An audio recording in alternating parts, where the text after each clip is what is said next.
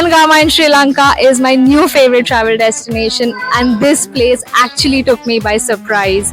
So in this video I'm going to show you all the places to eat, how to get here, and all the things you need to know about Ahangama.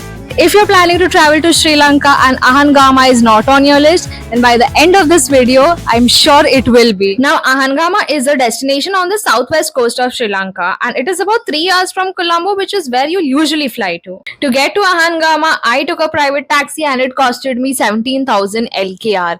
Usually it does cost between 16 to 20,000, but it also depends on your exact location and negotiation skills. Now, the other cheap option is to take a train from Colombo to Ahangama station directly.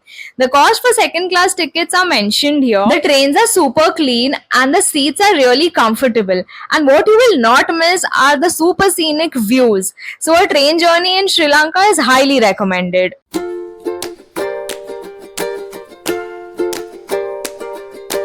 Now the cheapest option is to take a bus to this town, but the journey would take more than 6 hours. Make sure you like and subscribe on this video while I show you some of the bits of Ahangama. Now the town isn't that big, so you can actually get to beaches and places on foot without hiring any car or scooter.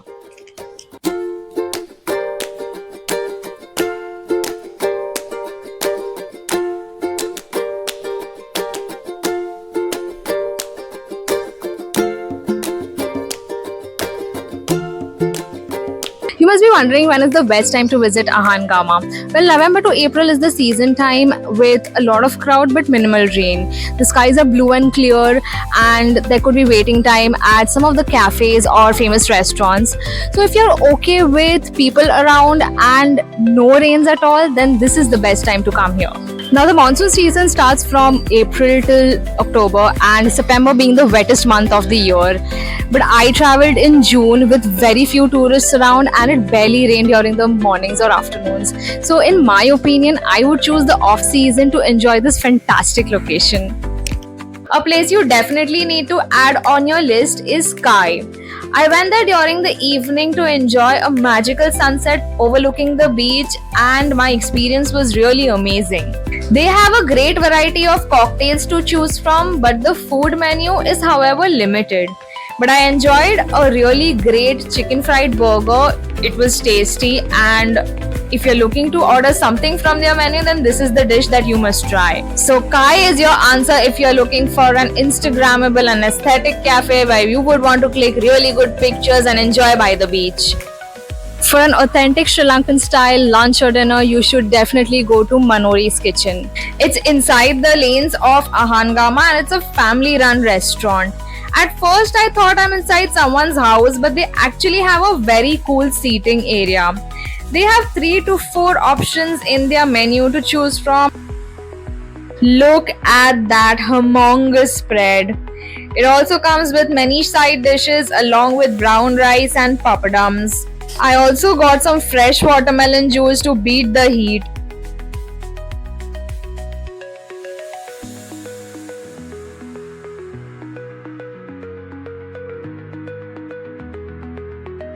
So Manori's Kitchen should definitely be on your food list.